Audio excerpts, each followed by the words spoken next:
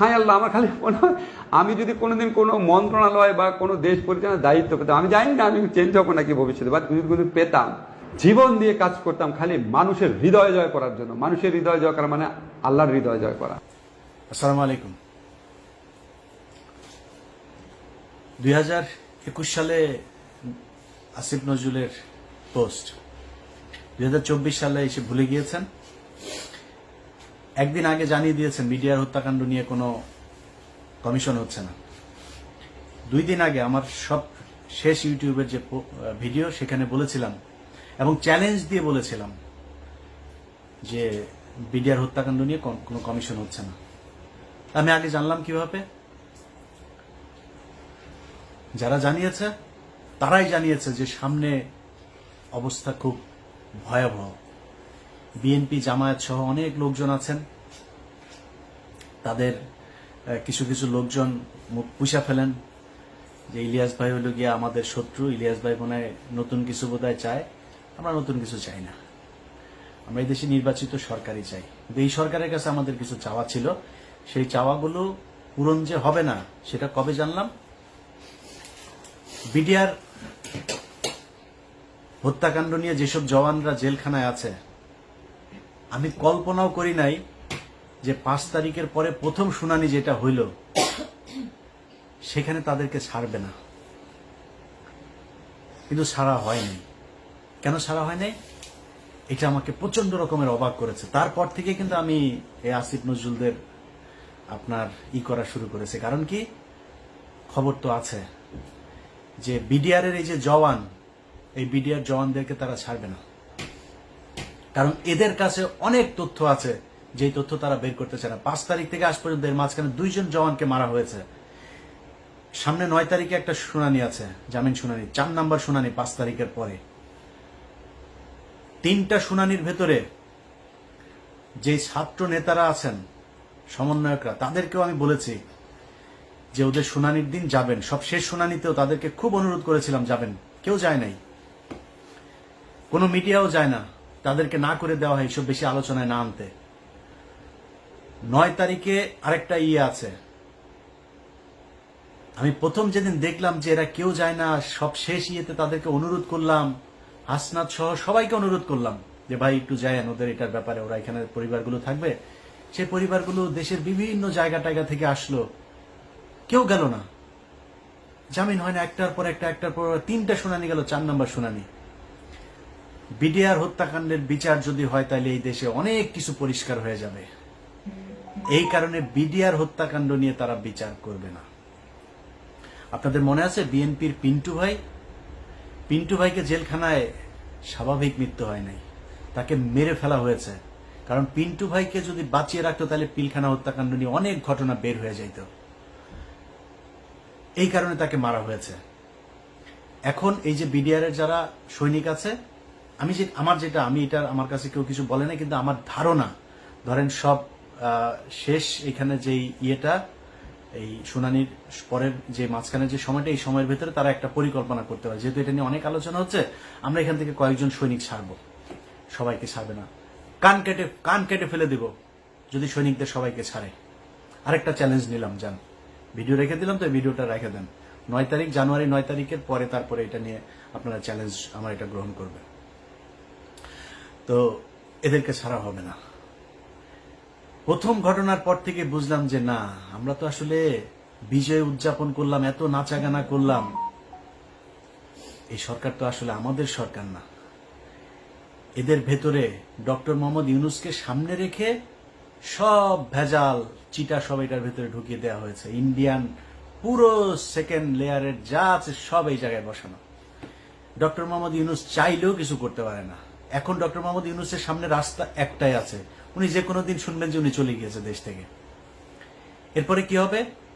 পুরো set up সাজিয়েছে আসিফ নজরুল, মাহফুজানা, মতিউর রহমান। সব জায়গায় বিএনপির কিছু লোকজন আছেন, তাদের খুব মনে হয় আমার নিয়ে মনে হয় খুব কষ্ট। কিছু আমি ঢালাওভাবে বিএনপি জামাতকে নিয়ে ঢালাওভাবে কথা বলার মতো স্পর্ধা আমি দেখাইতে পারবো না। এই দলের মানুষ আমাকে প্রচন্ড ভালোবাসেন, আমাকে প্রচন্ড শ্রদ্ধা করেন, তাদের নিজেদের মানুষ মনে করেন। তারা ধান খেতে ঘুমিয়েছেন, তাদের অনেক মানুষ হত্যার শিকার হয়েছে। এই সব শেষ আন্দোলনেও 95% মানুষ জামাত এবং এই বিএনপির লোকজন মারা গিয়েছেন, শহীদ হয়েছেন যারা। অতএব আমরা এদের ব্যাপারে কথা বলতে গেলে রেসপেক্ট করে কথা বলতে হবে, আমার ব্যাপারে কথা বলতে গেলেও একটু রেসপেক্ট দেখায় কথা বলতে হবে। আমাকে বলা হয়েছে যে জামাতের একটা গতকালকে একটা প্রতিবাদ জানিয়েছে আমার একটা বক্তব্যে। সেই বক্তব্য হচ্ছে, আমি বলেছি জামাতের যে নায়েবে আমির আছেন ওই যে তাহের সাহেব, এই তাহের হচ্ছে রয়্যাল লোক। এটা বলার পরে তারা বিবৃতি প্রতিবাদ জানিয়েছে আমার এই বক্তব্যের। আমি এটাকে খুব পজিটিভলি নিয়েছি, কারণ জামাত একটা সংগঠন, তাদের সাংগঠনিক একটা পদক্ষেপ থাকবে, এটা কোনো ব্যাপার না। আমি ওনাদের ওই ফেসবুক পেজেও জামাত ইসলামের যে পেজ আছে সেখানে গিয়ে জামাতের লোকজনেরও বক্তব্য দেখেছি, কমেন্ট দেখেছি, আমার কাছে খারাপ লাগে নাই। ওনারা মানে খুবই বন্ধুসুলভ আচরণ করেছেন। তবে জামাতের কাছে আমার অনুরোধ থাকবে, যে অভিযোগটা আমি শুনেছি এটা তো আমার নিজের বানানো না, এটা আপনাদের ভেতর থেকে আমাকে জানিয়েছে। তার বাড়িতে নইমুল ইসলাম খান, তার বাড়িতে ছিল ইনামুল ইসলাম খান, তার বাড়িতে ছিল, এবং আবু তাহের সাহেব তাকে পালাতে সহযোগিতা করেছেন।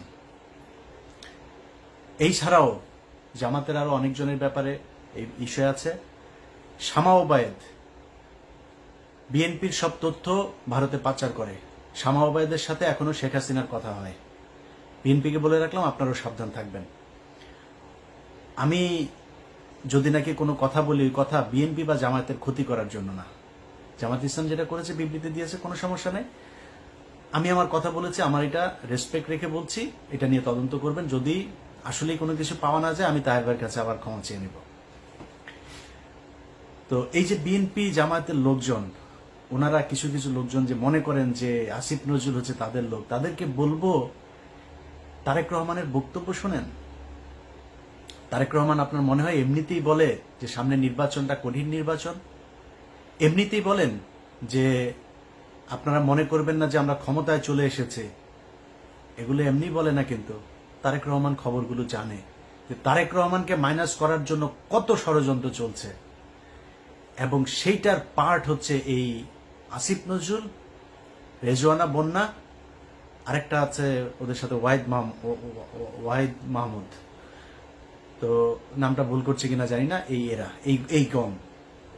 এই গম গত সপ্তাহে আসিফ এই ডক্টর মোহাম্মদ ইউনুস তিনি বলেছেন যে 25-এর মাঝামাঝি বা শেষের দিকে আমরা একটা নির্বাচনের দিকে করি। তিনারা যাবেন না, তিনাদের কথা 26-এর শেষে গিয়ে আমরা করব, চিন্তা করব। এর মাঝখানে সেটআপ শেষ হয়ে যাবে, সব শেষ। বিএনপির ভাইদেরকে বলতে চাই, সব শেষ। দুদকের একজন চেয়ারম্যান আপনাদের দলের ক্যান্ডিডেট ছিল, সে বিএনপি করে না, খুব সৎ মানুষ। বিএনপির ওই চয়েসটা ভয়ঙ্কর রকমের খুবই সুন্দর একটা ছিল। এই আমার জীবনে আমি যত মানুষ সম্পর্কে জানি, একজন মানুষ হিসাবে জানতে পারি, এই বিচারক মোতাহার হোসেন তাদের মধ্যে একজন সৎ মানুষ। এই মানুষটাকে হইতে দেয় নাই আসিফ নজরুল, এই রেজওয়ানা বন্যা, ওয়াহিদ মাহমুদ, এরা হইতে দেয় নাই। ইভেন ডক্টর মোহাম্মদ ইউনুসও চেয়েছিল এই হোক, তাকে হইতে দেওয়া হয়নি। অতএব বিএনপির লোকজন খুব সাবধানে কথা বলেন। আমাদের মির্জা আব্বাস ভাই বলল যে করবে। বিদেশে কিছু লোকজন বসা খায়া দেয়া কাম পায় না, ইউটিউবে কথাবার্তা বলে। মির্জা আব্বাস ভাই এই কথাটার জন্য কোন এক জায়গায় সরি বলে দিয়েন। তার একদিন আগে সম্ভবত পিনাকিদা তার ব্যাপারে একটু কথা বলছিল, এই জন্য তিনি এটা বলে ফেলেন। 6 মাস হয় নাই ভাই এখনো। 6 মাস আগে আপনাদের পক্ষে কথা বলার মতো আমরা ছাড়া কেউ ছিল না। আবার পরের 6 মাস পরে না আবার সেরকম পরিস্থিতি আসে কিনা, ইউ নেভার নো। খুব সাবধানে একটু কথা বলতে হবে। হ্যাঁ, আমরা আপনাদেরকে যদি কোনো কথা বলে থাকি তাহলে সেটা মনে রাখবেন, আপনাদের ভালোর জন্যই বলছি। এত মুখ পুষে ফেলা উচিত না। তারেক রহমান যে কথাগুলো বলছে, ভেতরে কি হচ্ছে, ঈদের পরেই এই সরকারের বিরুদ্ধে জামাত এবং বিএনপিকে মিলেমিশে আন্দোলনে নামতে হয় কিনা একটু অপেক্ষা করেন। এই যে শাহেদ আলম এখন এত কথাবার্তা বলছে না, শাহেদ আলম কিন্তু এমনিতে আমার বিরুদ্ধে লাগেন। শাহেদ আলম জানে না ওর জীবনেও কি কি 2 নাম্বারই করেছে। ও যে বিয়েটা করেছে, এই বিয়েটা একটা থানার ভেতরে বিয়ে হয়েছে। আশুলিয়াতে 2 জন এই গাড়ির ভেতরে করছিল, ওইখান থেকে পাবলিক ধরে আপনার একটু টানা হেঁচড়া করলো, এরপরে পুলিশ আসলো, এসে তারপর ধরে নিয়ে গেল, পাবিগুলো ওর বিয়ে করাইতে হবে। এবং ওই একই সময় তার আরেকজনের সাথে সম্পর্ক ছিল, তার সাথে তার বিয়ে হওয়ার কথা, বিয়ের কথাবার্তাও চলছিল পারিবারিকভাবে। এই মেয়ে যখন ওই মেয়ে যখন শুনে টুনে তারপরে আসলো, আসার পরে এই মূল্য বললো যে আমাকে বিয়ে করতে হবে। এই পাবলিক পুলিশ মিলে এর সাথে বিয়ে দিয়ে দিয়েছে। চ্যালেঞ্জ করেন, ওরা চ্যালেঞ্জ করেন, আমি থানার নাম টাম সবকিছু বলে দেবো, ওই ওসিরে খোঁজার চেষ্টা করতেছি। এই হচ্ছে শাহেদ আলম। আরো অনেক কিছু আছে, কিন্তু ও আমার সাথে কেন লাগলো জানেন? বিশাল বড় স্বার্থগত একটা দ্বন্দ্ব এই জায়গায়। কি দ্বন্দ্ব? শাহেদ আলমের আসিফ নজরুলকে দিয়ে যে ধান্দাবাজি সে করছে, এই ধান্দাবাজি তো সে বিএনপি আসলে করতে পারবে না। কারণ এ তো সে ভিডিও তো আমাদের কাছে আছে যে তারেক রহমান লন্ডনে থাকে, সেটা নিয়ে সে জানে না। তারেক রহমান কে সে চিনেই না। তো আমরা জানি একজন যিনি চেয়ারপারসন তিনি জেলে আছেন, ভারপ্রাপ্ত যিনি চেয়ারপারসন, কিংবা উনি কি মহাসচিব নাকি লন্ডনে যিনি আছেন? না, না, উনি এখন ভারপ্রাপ্ত চেয়ারপারসন। শাহেদ আলম চেষ্টা করছে এই সরকারকে যতদিন রাখা যায় এবং আসিফ নজরুলকে যতদিন রাখা যায়। আসিফ নজরুলের এই দেশে গিয়ে এবার ধান্দাবাজি করে আসছে কিছু, এখনো চলতেছে, এখানে বসেই তদবির বাণিজ্য চলছে। আসিফ নজরুল না থাকলে এটা করে দিবে কে? এই কারণে এখানে তো কোটি কোটি, ভাই শত শত কোটি টাকার খেলা। তো এখানে একটারে মানে করে জামিন করে দিতে পারলেই তো শত কোটি টাকা দেওয়ার লোকজন আছে, তার চেয়ে 1000 কোটি টাকা দেওয়ার লোকও আছে। এখন জেলখানায় যারা আছে এদের মধ্যে এরকম নাম ধরে আপনাদের বলতে পারবো কয়েকজন আছে, এদের 1000 কোটি টাকা দিয়েও যদি জামিন করে দেয় তারা করতে রাজি। আমার কাছেই অফার আছে। তো এই বিষয়গুলো কিন্তু এখানে হচ্ছে, যেই কারণে শাহেদ আলম এখন আমাকে নিয়ে ন্যাকেট হয়ে তারপরে নেমেছে। শাহেদ আলম, আমি তোমার আগেও বলেছি, এখনো বলছি, তুমি ভাবা এই যে বিরিয়ানির দোকানে 1000 টাকা করে নিছ, তুমি এত বড় একজন লোক, আমি উবার চালাই, এটা নিয়ে তোমার এত কষ্ট, তোমার মতো এত হাই লেভেলের একজন লোক, তুমি বিরিয়ানির দোকানে যা 1000 টাকা নিলা, এটা কেমন ধরনের হয় শাহেদ আলম? তুমি এখন এই লোকের আবার আইনা ভিডিও বানায় তুমি ছাড়ছো। ওই লোকটা আমার ওইখানে বক্তব্য দিয়ে দিয়েছে, তুমি তার এলাকার লোক, বউ নিয়ে আসছিলা, খাইতে পাইতা না, সাহায্য করেছে। এবং সেই সাহায্যটা কোত্থেকে করেছে? সাংবাদিকদের যেই ভিক্ষা দেয় না খলিল ভাই এখানে অনেক সাংবাদিকরা ভিক্ষা দেয়, ওই ভিক্ষার হ্যাঁ, ফুল রেকর্ড শুনবা। সো বেশি পাকনামি করতে চায় না, নিজের নিচে পরিষ্কার না করে তারপরে কথা বলে লাভ না। আমার নিয়ে খেলবা, আমার নিয়ে খেলতে আসো। আমি ইলিয়াস, আমার নিয়ে বহু খেলাধুলা হয়েছে, বুঝো নাই? এখানে যখন আসছি না, পুলিশ আসছে বাসায়, আমার নিয়ে এখানকার দূতাবাস থেকে শুরু করে আওয়ামী লীগের সবাই মিলে লাগছিল আমার নামে। এমন কোন মানে ইসলামী টেরোরিস্ট থেকে শুরু করে সব খালি 2-3টা কথা বলে আমার নিয়ে পুলিশের কি কি ছিল, ইনভেস্টিগেশন ছিল। হ্যাঁ, আমার বাসায় আসছে আন্ডার কভার, এসে তারপরে জিজ্ঞেস করেছে আমি রিলিজিয়নে বিশ্বাস করি কিনা। আমি ওদের উত্তর দিছি একদম, আমি বলছি I strongly believe in god. আমি নামাজ পড়ি কিনা, কোন মসজিদে যাই, কত অফেন যাই মসজিদে, হ্যাঁ, কোন কোন মসজিদে যাই, এই কোশ্চেন। আরো কি কি এগুলি বানানো টানানোর এগুলির কথা বলা হয়েছে, আমি নাকি কি কি বানাই টানাই, এগুলি অভিযোগ করছে।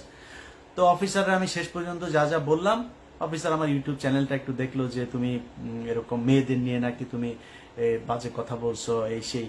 তখন আমি বললাম হ্যাঁ, এই সাংবাদিক মেয়েরা আমার নিয়ে উল্টাপাল্টা কথা বলছে। কে সে? বলছে যে একটা টেলিভিশন, বেসরকারি টেলিভিশনের সাংবাদিক বাংলাদেশে, তারা আমার নিয়ে ক্রিটিসাইজ করে, আই ক্রিটিসাইজ দেম ব্যাক, এগুলি বলছি, সবই তারা জানাই দিচ্ছে। জানার পরে ওকে আমার কার্ড দিছে, কার্ড দিয়ে বললো যে কল মি, আমি 24/7 অ্যাভেলেবেল, তোমার যখন ইচ্ছা কল দিই। এরকম আরো অনেক তদন্ত হয়েছে ইলিয়াসের নিয়ে। আমার গ্রিন কার্ড পাওয়ার কথা আরো অন্তত 5 বছর আগে, সেই গ্রিন কার্ড মানে আমার কেসে অ্যাপ্রুভ হয়েছে আজ থেকে 1.5 মাস আগে। সো গ্রিন কার্ড আরো কয়দিন লাগবে জানি না, কিন্তু এই গ্রিন কার্ড পাইতে পারতাম বহু আগে। যখন এখানে 2016 সালে আসছে না, সেই 16 সালে শাহেদ আলম, তুমি যেরকম 2 নাম্বারই ভণ্ডামি করে এখানে কাগজ নিছো না, ইলিয়াস চাইলে 16 সালে ওই ভণ্ডামি করতে পারতো। আমারে গণজাগরণ মঞ্চের বানাইতে বলছে আমার লয়ার, যে আপনি গণজাগরণ মঞ্চে, তখন 2016 সাল, সবাই এটা দিয়ে কাগজ বানাচ্ছিল, যে অ্যাপ্লাই করছিল তাকেই কাগজ দিয়ে দিচ্ছিল। আমি আর এটারে করি নাই। কেন করি না জানিস?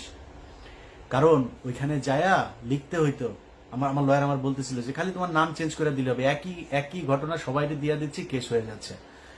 যে বাংলাদেশের ফান্ডামেন্টালিস্ট যারা আছে তারা মানুষের ধরে ধরে জবাই করছে, ওই যে অভিজিৎ হত্যাকাণ্ড হইলো তখন, এরা জবাই করছে, তারপরে গণজাগরণ মঞ্চে এরকম ইসলামিক যে ফান্ডামেন্টালিস্ট আছে যে তারা এখানে এটার একটা টেরোরিস্ট একটা অর্গানাইজেশন হিসাবে কাজ করছে, এরকম কথাবার্তা। আমি চিন্তা করলাম যে আল্লাহ যদি আমাকে আমেরিকার কাগজ লিখে রাখেন বা আমাকে ভালো রাখেন, সেটা আমেরিকায় থাকলে হবে, বাংলাদেশে থাকলে হবে, যেখানে আল্লাহ মনে করেন ওইখানে। কিন্তু আমি এগুলি বলে আমি কোর্টে যাব, আমি ইমিগ্রেশন অফিসারের কাছে যাব, সে আমার এই লেখাটা পুরো পড়বে, পড়ে দেখবে যে আরে মুসলমানরা এত খারাপ। আমি ওই রাস্তায় শাহেদ আলম যাইনি। কি বলতে চাচ্ছি সেটা তুমি খুব ভালো করে বুঝতে পারছো। অতএব ওই কাগজ আমি নেই। আর এরপরে এখানে এই যে উবার চালায় খাইটাই এগুলি বলে পাবলিকরে কি বলদ বানানো যাবে? তোর বাসায় মহিলা মানুষ যে কটা আছে সব কটা প্রেগনেন্ট হয়ে যাওয়ার কথা, যেই গালি পোলাপান তোরে দিচ্ছে, আমার এই গালি দিলে জীবনে কোনোদিন ইউটিউবের সামনে আসতাম না। মানুষের সামনে যায় বলিস তুই এলি বিশাল জমিদারের নাতি, 1000 টাকা নিয়ে খলিল বিরিয়ানির থেকে খাওয়া লাগে। তুই এত বড় এক ডেভেলপার, তুই ওয়েব ডেভেলপ করিস, তুই প্রমোটার, তুই এখানে প্রমোশনের কাজ করে তারপরে 1000 টাকা তোরে সাংবাদিকদের খয়রাতির থেকে তোরে দেয়। মানুষের বুঝতে সমস্যা আছে, তুই আমি ভিডিও দিলেই হবে, খলিল বাইরে হাতে পায়ে ধরে আরেক ভিডিও বার করলেই হবে। শাহেদ আলম সহ যারা যারা এখন কিনা এদেরকে ক্ষমতায় রাখার জন্য চেষ্টা করছে, এটা তাদের স্বার্থের কারণে, দেশের কারণে। শাহেদ আলম এই সে মানুষের কাছে বলে বেড়ায় তার নাকি দেশের বিশাল আকারে অবদান। এ হলো সেই ব্যক্তি 2018 সালে আওয়ামী লীগের কাছ থেকে টাকা পয়সা খেয়ে সব বিভ্রান্তিমূলক কথাবার্তা বলতো, মনে আছে? ইসকনের কাছ থেকে টাকা নিয়ে তারপরে সে এখানে বাড়ি কিনেছে 2টা। ও এখন বলে ওর বউ বলে ইঞ্জিনিয়ার, ওর বউ ইঞ্জিনিয়ার কাজ করে কি এখানে রিসেপশনিস্ট। এত বড় একটা ইঞ্জিনিয়ারকে যা রিসেপশনে বসায় রাখা হয়েছে। ওর বউয়ের টাকা দিয়ে নাকি সব এখানে 2 বাড়ি গাড়ি টাড়ি সব করেছে। আমি ওপেন ডিক্লেয়ার দিয়ে গেলাম, চ্যালেঞ্জ করে গেলাম, শাহেদ আলম তোর সাথে যে কোনো ফোরামে তোর চ্যানেলে আমি বসতে চাই। আমি আমার ট্যাক্স ফাইল থেকে শুরু করে আমি আমার স্বচ্ছতা নিয়ে আসবার। তোর বউ ইনজানুয়ার একটা আছে না, তোর বউ ইনজানুয়ার কোন জায়গায় ইনজানুয়ারি করে তারপরে এই তোর বাড়ি 2টা করে দিল, ট্যাক্স ফাইল দেখা।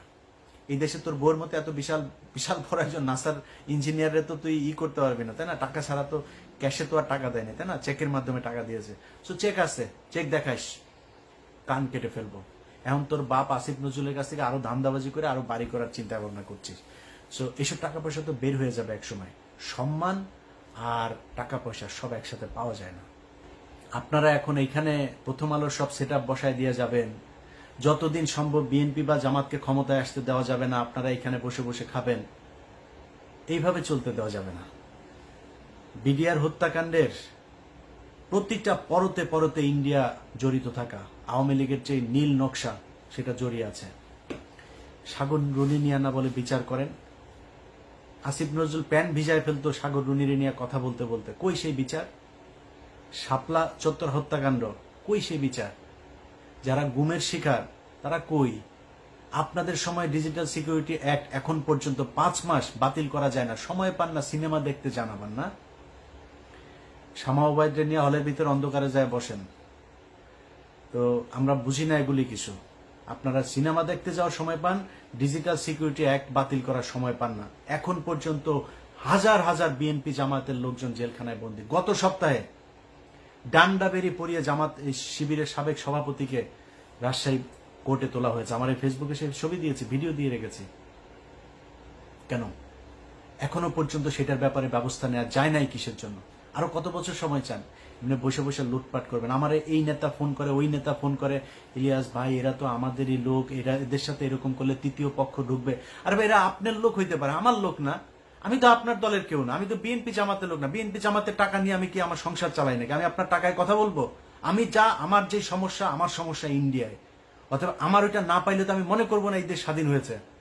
ওনাদের কথা হইল বিপি নূর, ইলিয়াস ভাই দেখেন এখানে তো অনেক কিছু করা যায় নাই। আসিফ নজরুল পর্যন্ত সে আমার ফোন করে ওই একই গান, ইলিয়াস কি অবস্থা ভাই, আপনি তো বলছেন ওখানে বসে বসে, এখানে তো অনেক সমস্যা ভাই, অনেক চাপ। আপনারা এত চাপ নিয়ে কাজ করতে বলছে কে আসিফ নজরুল? বিপি নুরও একই, আরো কয়েকজন রাজনীতিবিদ একই আলাপ। এদের অনেক চাপ, কাজ করতে পারে না। এত চাপ, মানুষ তো জীবন দিয়েছে এই দেশে, আবার নামবে দরকার হইলে। আপনি বলেন কি করা লাগবে, বলেন, তারা আসবে, আবারও রাস্তায় নামবে, আবারও জীবন দিবে। কোথা থেকে চাপটা আসে, কারা চাপ দেয় বলে দেন। এইভাবে চাপ মনে মনে আপনি চাপ মনে করায় তারপরে সবাই মিলেমিশে ভাগ বাটোয়ারা করে খাবেন। এই জন্য 2000 মানুষ জীবন দেয়নি। অতএব যারা মনে করেন যে আসিফ নজরুল্লাহ তাদের তৃতীয় পক্ষ, সারা অন্য কিছু, আসিফ নজরুল রায় তৃতীয় পক্ষ, তারাই আপনাদেরকে বিএনপি এবং জামায়াতকে মাইনাস করার জন্য আপনারা মনে করছেন বিএনপির কিছু লোকজনের এই সুবিধা, কি সুবিধা দিয়েছে, গরুর হাট, মাঠ আর ঘাট, এগুলো আপনারা এখন দখল করে খাচ্ছেন, তাই না? তো এটা খেয়েই খুশি। আর কিছু মামলা বাণিজ্য, তদবির বাণিজ্য টাণিজ্য হচ্ছে ওই জায়গায়, এইসব এই 2 নাম্বারই কিছু কাজ, আর কিছু জায়গায় চাঁদাবাজিও হচ্ছে, এগুলো করে বিএনপি জামায়াত খুশি। কিন্তু এইটা চিন্তা করেন নাই যে আপনাদেরকে দিয়ে এগুলো করিয়ে তারপরে তারা সারা দেশে বোঝানোর চেষ্টা করছে বিএনপি বিশাল চাঁদাবাজ একটা দল, জামাত ইসলাম বিশাল চাঁদাবাজ একটা দল, এরা হচ্ছে গিয়ে এই আওয়ামী লীগের লোকজনকে তারা দিচ্ছে। এই মিডিয়া, সেই মিডিয়া যারা কিনা আপনাদের কথা বলে না, আপনাদের নাম তারেক রহমানের বক্তব্য চালায় না এরা। তারেক রহমানের নাম বলার আগে তাকে খাম্বা টাম্বা এগুলো বলে কথা বলতো, মনে নাই? এই মিডিয়া সেই মিডিয়া একটাও চেঞ্জ করে নাই, সব ওই জায়গাতেই আছে, শুধু সময়ের অপেক্ষায় আছে। সব সেট ঠিক হইলে এই যে চিন্তা করছেন না, সবকিছু চেঞ্জ হয়ে যাবে। এই যে গোয়েন্দা সংস্থা, আপনার কি মনে হয়? মানব জমিন নিউজ করেছে, দেখেছেন গত পরশুদিন কি বলেছে তারা? যে ভারতের পররাষ্ট্র সচিব বাংলাদেশে এসে 1 ঘন্টার কোনো হিসাব ছিল না। এই 1 ঘন্টা তিনি কোথায় ছিলেন? সে 1 ঘন্টা মানব জমিন বলেছে সে সেনা প্রধানের সাথে ছিল। কেন? ডক্টর ইউনুসকে বাইপাস করে সেনা প্রধানের সাথে পররাষ্ট্র সচিবের এই বৈঠক কে করিয়ে দিয়েছে? এটা খুঁজে বের করতে হবে। যারা মনে করছেন তৃতীয় পক্ষ, দিন যত যাবে তত বিএনপি এবং জামায়াতের জন্য এই দেশ কঠিন হয়ে দাঁড়াবে।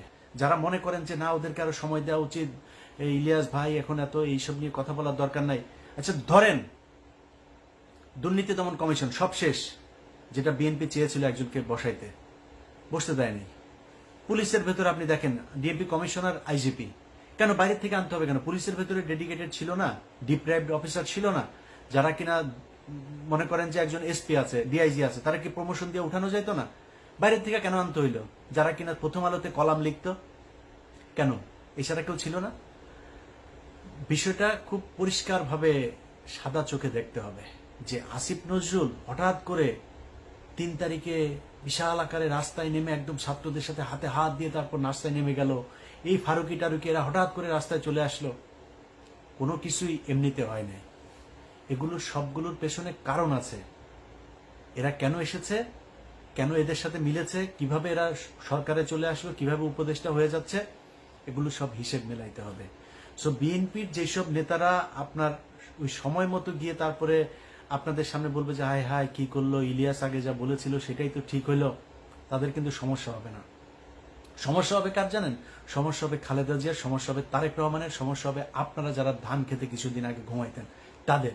একই রকম জামাতের নেতাদের উপরে আবারও চরম, এই যে ডাক্তার শফিকুর রহমান থেকে শুরু করে ডাক্তার শফিকুল ইসলাম মাসুদ, যারা যারা আছে, কি টর্চার, কি নির্যাতন এদেরকে সহ্য করতে। এখন পর্যন্ত এটিএম আজহার ভাই কেন জেলখানায়, গোলাম পারওয়ার কি কষ্ট সহ্য করেছে, মানে জামিন হয়েছে, জামিন হওয়ার পরে আবার ঢুকিয়ে রেখেছে, পুরো সময়টাই জেলখানায়।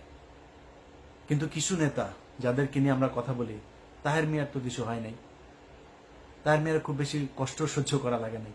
এগুলো একটু হিসাব মিলাইতে হবে যে কাদের সাথে এদেরই ছিল। ডক্টর আসিফ নজরুল ঢাকা বিশ্ববিদ্যালয়ের মতো জায়গায় থাকে, ছাত্রলীগ গিয়েও তারা একদিন একটা গুতা দেয় নাই। কারা তাদেরকে মেসেজ দিয়ে রেখেছে যে আসিফ নজরুলকে কিছু বলা যাবে না, একদিন জেলখানায় যাইতে হইল না, এত বড় বড় কথাবার্তা বলেও। আমি এটা নিয়ে ঘাটাঘাটি করতে চাই না। আর কথা হইল যে দেশ স্বাধীন হয়েছে, এখন আমাদের হাতে সময় আছে। আমরা এই সাগররুনি হত্যাকাণ্ড বলেন, শাপলা চত্বরের হত্যাকাণ্ড বলেন, গুম, যারা এখন পর্যন্ত জেলখানায় আছে, বিডিআর এর জওয়ান, বিডিআর এর অফিসার যাদেরকে হত্যা করা হয়েছে সেটার বিচার, এই সবগুলোর বিচার হইতে হবে। 21শে আগস্ট থেকে শুরু করে উদিচি, ছায়ানট, যেখানে যেখানে বোমা হামলা হয়েছে এগুলোর বিচার হইতে হবে। শুধু বিএনপির লোকজনকে আপনি এখান থেকে মামলা থেকে অব্যাহতি দিবেন ন, এটার তদন্ত হইতে হবে কারা করেছে। তারেক রহমান করে নাই, লুৎফুজ্জামান বাবর করে নাই, তাহলে করেছে কারা? এদের ভেতরে একটা বিশাল আকারের আপনি সবটা যদি চিন্তা করেন না, দেখবেন ইন্ডিয়ার জায়গাগুলোতে হাত দেওয়া হচ্ছে না। আপনি দেখেন বিডিআর এর জওয়ান, তাদেরকে ছাড়া হচ্ছে না।